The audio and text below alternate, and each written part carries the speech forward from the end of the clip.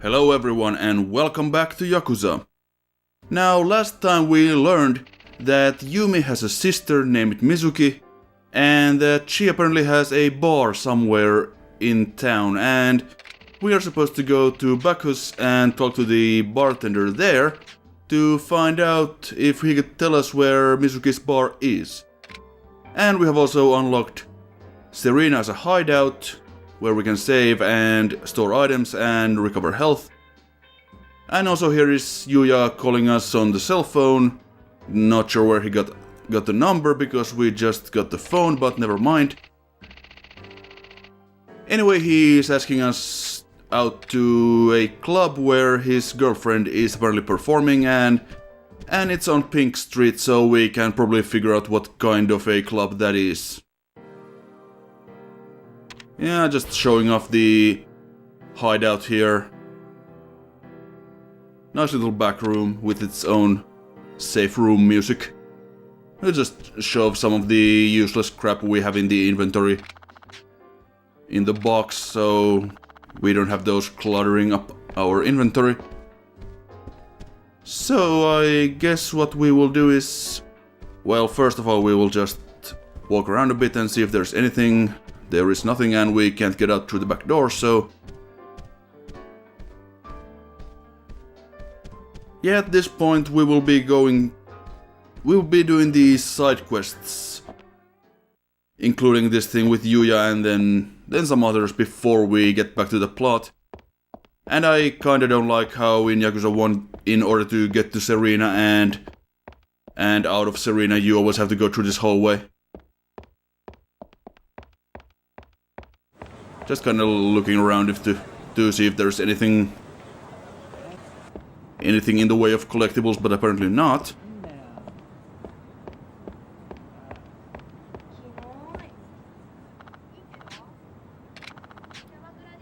Uh-huh.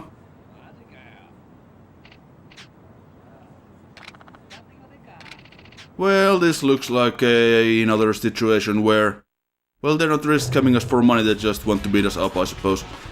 So that is an improvement in some ways. So now we'll just beat up a couple of hosts, I guess. Still not getting that QTE done. The timing is just very, very finicky on that one.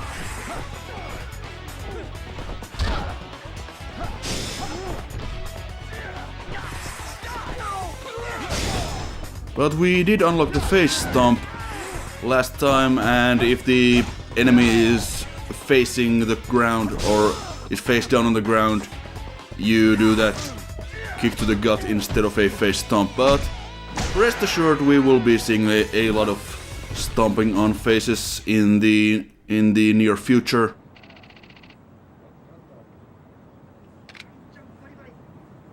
Yeah, so this was not actually a side quest, this was just another random encounter, I guess. We didn't get any experience points from that or anything like that, so... Anyway, here's Yuya, so let's go see the show, I guess. Hold on. Yeah, these women think there might be somebody watching us. It's probably nothing.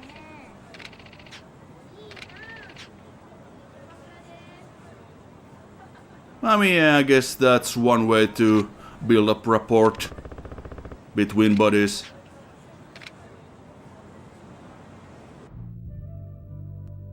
Watching his girlfriend dance at a strip club. I mean, yeah, that's not really something that happens massively often, I suppose, but whatever. Anyway, this guy's talking about the free pass that one can apparently get if you are really close to one of the dancers. Ooh. Well, I mean, why not?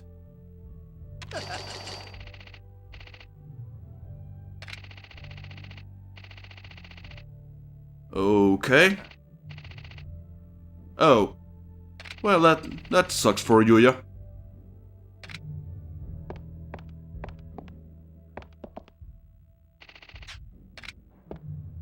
Uh-huh. Hey Yuya, I heard a rumor about... oh, never mind. Let's just get on with it.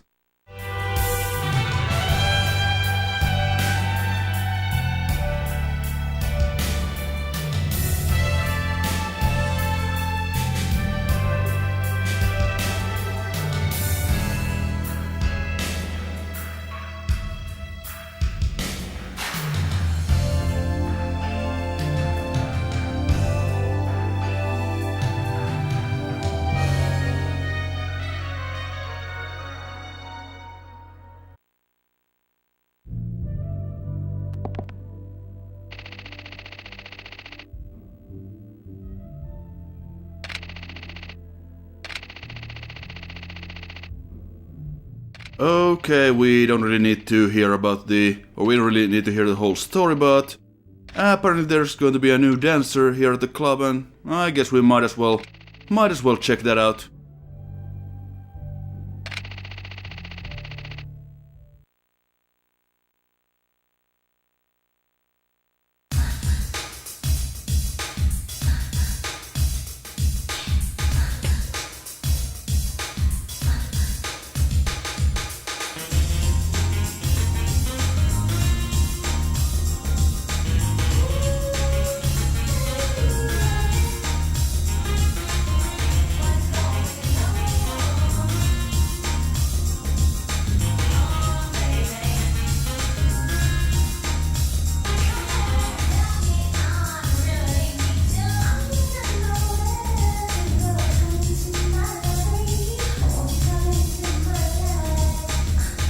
Kazuma-san, she's a guy!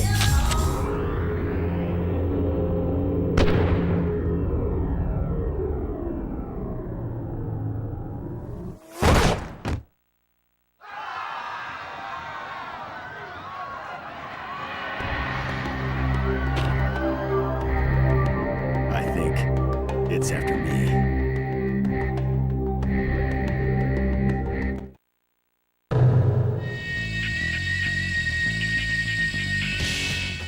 Right. Well, that was a thing that just happened. And it seems that we still have the iron pipe from the last fight. In Yakuza 1, for some reason, Kiryu keeps the weapon that he used in the last fight, and that can be a little bit annoying at times. And speaking of annoying, this fight sucks. Well, of course, the most obvious reason why this fight sucks is the fact that the assassin here has a shotgun.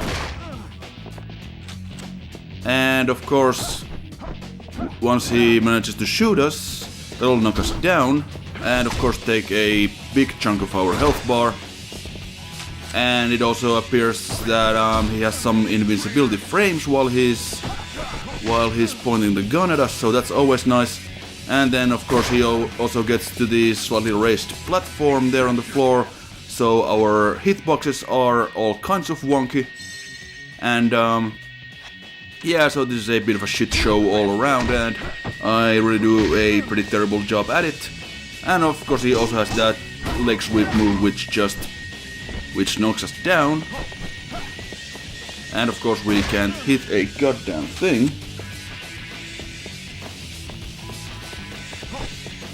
Now we can pick up these benches here if we manage to do so, but it doesn't matter because once he shoots us, well, we drop any weapons that we are carrying, so that's great.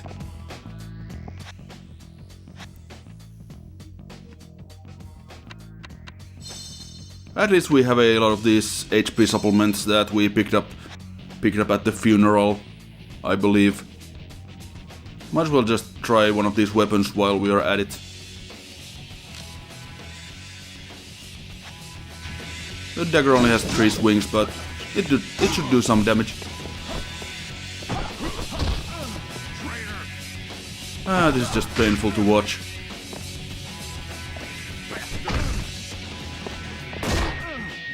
We can at least dodge his shots if we manage to really time it well. Now if we could just get close to him without... There we go. Ah, finally.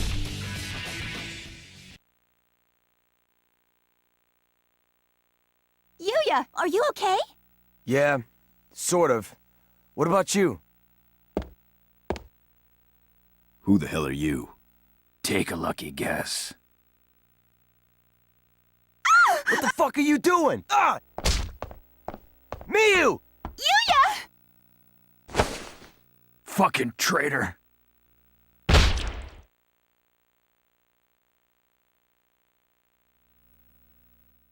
Yeah, so the hitman there called Kiryu a traitor, both in that cutscene and during the fight as well.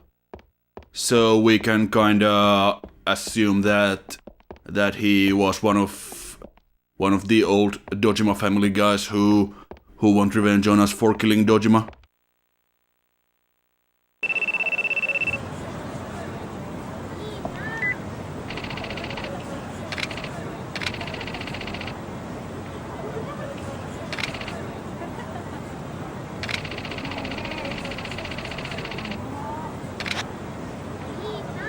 Well, I mean, Yuya is a pretty competent fighter and all that, but I don't think he's a match for a bunch of Yakuza, so we should go give him a hand. And he's in the green arrow on the map. And while we are here, I think we might as well go visit the pharmacy here, because we did use a couple of the healing items we had.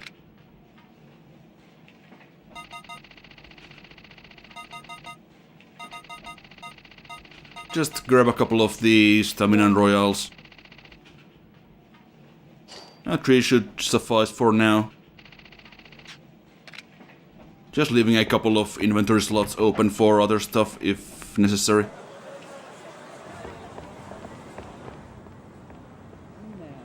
Okay, so we'll just head on over to this Go Parlor here, which should be right around. Well, yeah, so that's the thing with the fixed cameras, it's sometimes a little bit difficult to find the door that you're supposed to go into, but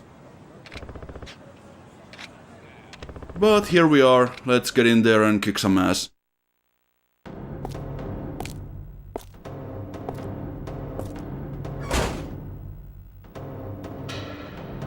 What took you so long, Kazuma?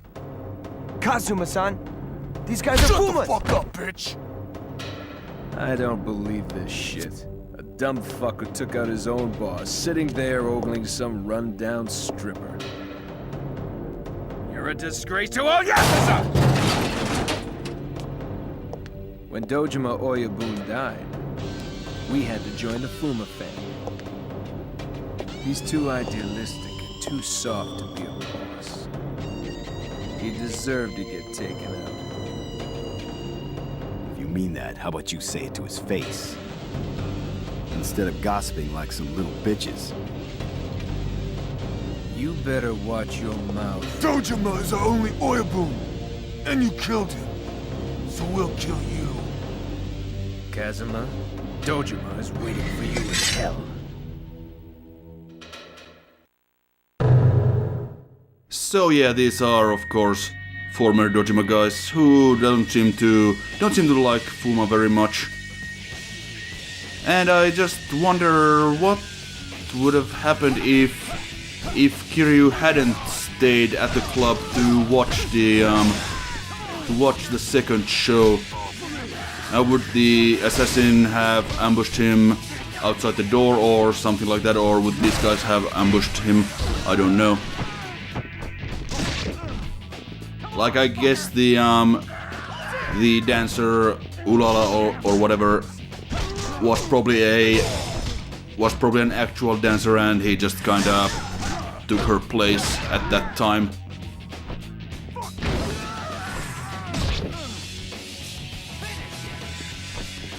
But oh well, who cares? Anyway, we are fighting a guy who is wielding a katana, so that is always great. especially since he can knock us down every time he hits us, and of course we can't block because it's a sword. And even Kazuma's forearms, while manly, they are not quite that strong. And if we could ever target our attacks in the roughly right direction, that would always be nice. At least there's a bunch of stuff we can use.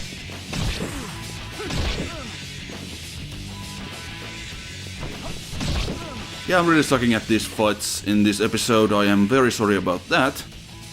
But this is basically how Yakuza combat goes sometimes. The boss fights can be pretty rough. But we'll just introduce his face to this vending machine and once again go for the QTE, which we screw up as usual.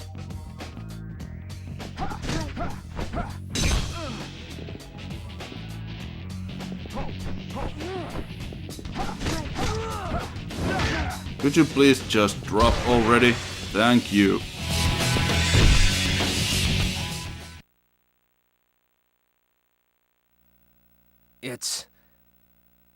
It's not over yet, Kazuma. You murdered your own Oyabun. That will haunt you as long as you live.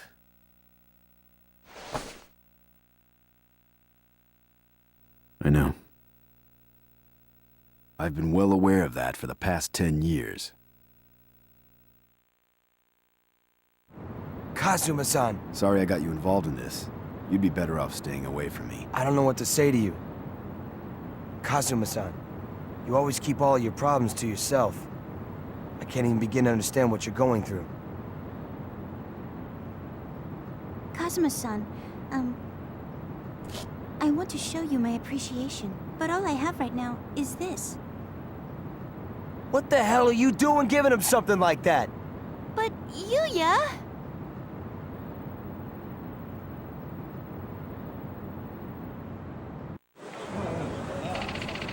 A lifetime free pass, eh? Well, that seems...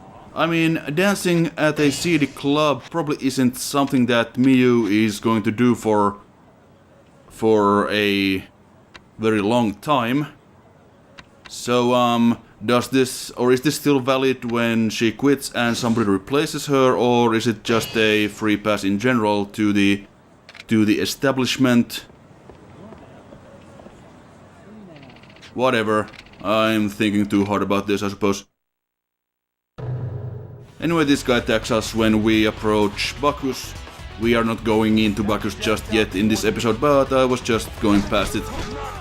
And this guy decided to get in our face. And he also saw me level up and take a little bit more health. Because, well, we've been getting hit in the face a whole lot in this episode, so I figured since we are taking hits, it might be a good idea to boost up our health a little bit. And I still like that heat action a lot.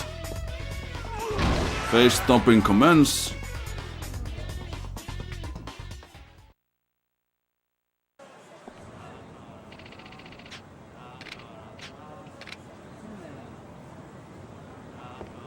Yeah, Bakus is right there, but we won't be going there until next time.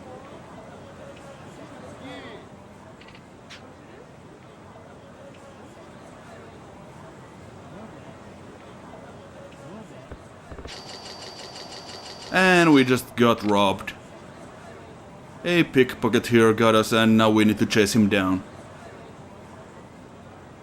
Now, luckily I don't think this one is actually timed like the one with the Dine and Dasher, so we can run around for a little bit, and I mean he's right there, actually really close by to the position where we met him first time, but I just didn't really notice him in the background until a few go arounds. Anyway, we just have to pursue him for a few screens here and then find him. And there's that guy with the paintings on the left. We'll go talk to him in a bit, but first we'll just get our money back from this pickpocket. And he's right there.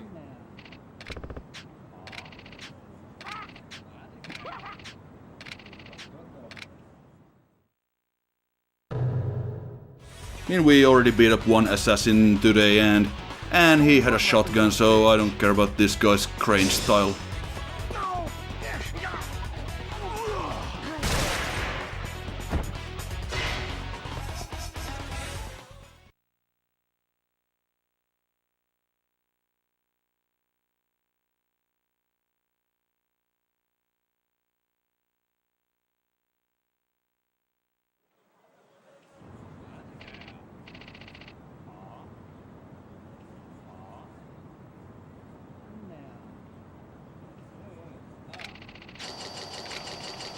Well, that's lovely.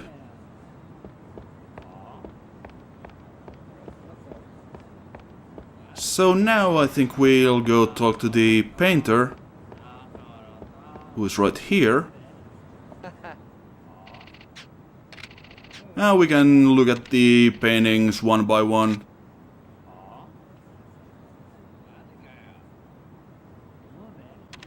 Let's just start here with the Raging Bull.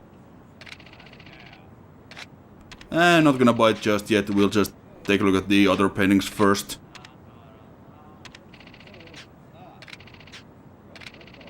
Yeah, that was a... skip through that pretty quickly, but It was a painting of a man and a lake. Was a pretty nice use of color, at least, I think.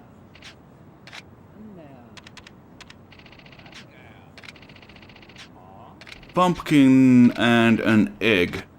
And apparently that is what he considers his masterpiece, and...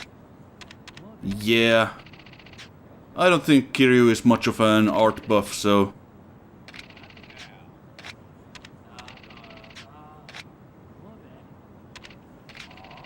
yeah, so let's just buy all of these. We'll be giving these to some... or selling these to some random people around town later on.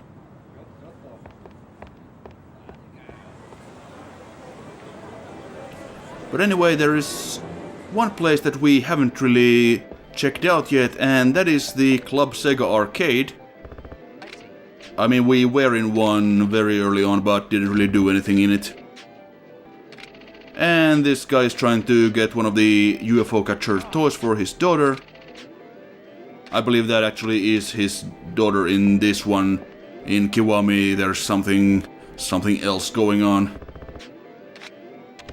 But yeah, so he wants us to get him one of these dragon toys, and I guess we'll oblige. Yeah, nothing too complex. Just hold the X button to move the crane, and that's about it. And of course I start off by picking the wrong color of the dragon, but never mind.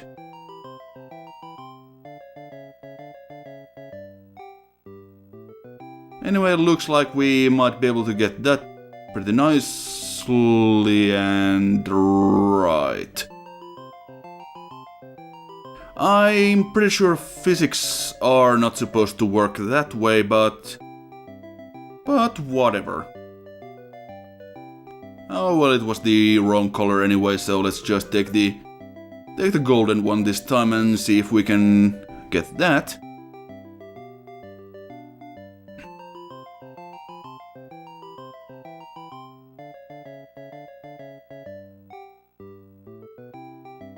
Yeah, that's not gonna work. Now you may notice that, well, if you've played the later Yakuza games, you may notice that the physics on the crane game are just a little bit wonky in this first one, and probably also in Yakuza 2. I haven't played that one yet, but yeah, they are a little bit questionable, to say the least.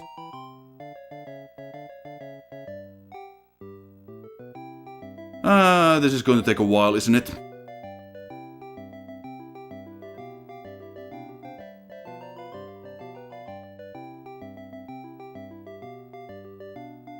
I would like to point out that there is a loading time, or a load screen after every time you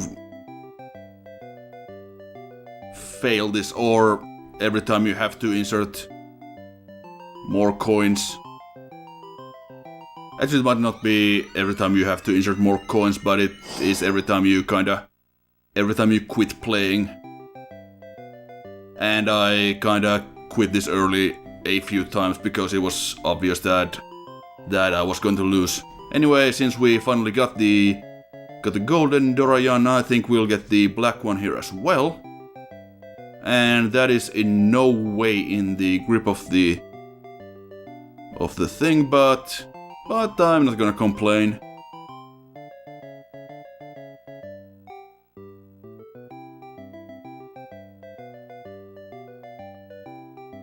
There we go. That wasn't so bad. Well, actually it kinda was. Oh yeah, there is a loading screen after you finish, so yeah, you have to actually go out of the crane game and insert more coins when it ends, and that's a little bit annoying. No, later, yes. Trying to talk to this dude, but context-sensitive buttons.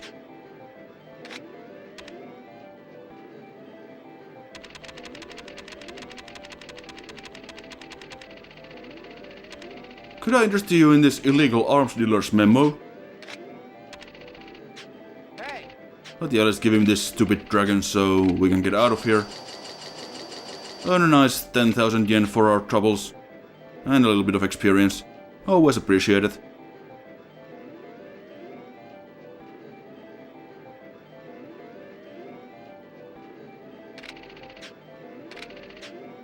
And apparently we are going to help him out again if he needs something else, so I'm looking forward to that.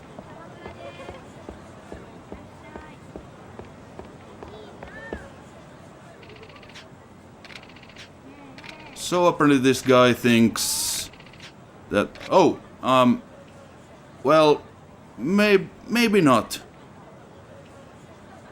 We just met, I mean. Yeah, I was about to say that apparently this host here thinks that Kiryu is taking all of the attention from the ladies, but coincidentally, when some former Yakuza played one of the Yakuza games, there was an article about it a few years ago, and they actually thought that his shirt made him look like a host.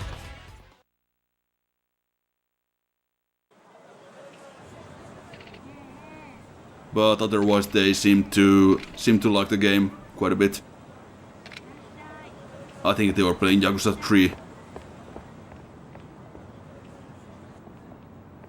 Anyway, as we head on over to Park Boulevard, we get a mysterious phone call from something called YKO Service, who are telling us that our loan payment is a little bit late, and now the correct answer to this is actually the one we are highlighting right now. But since I was not actually looking at the guide at the time, I decided to go for the reasonable reply. So yeah, they've got the wrong guy. And we just failed the sub-story. But it doesn't really matter because, I mean, all it really is just we need to beat up a couple of guys because it's a scam, so eh. Anyway, that's about it for this episode, and I'll be seeing you next time.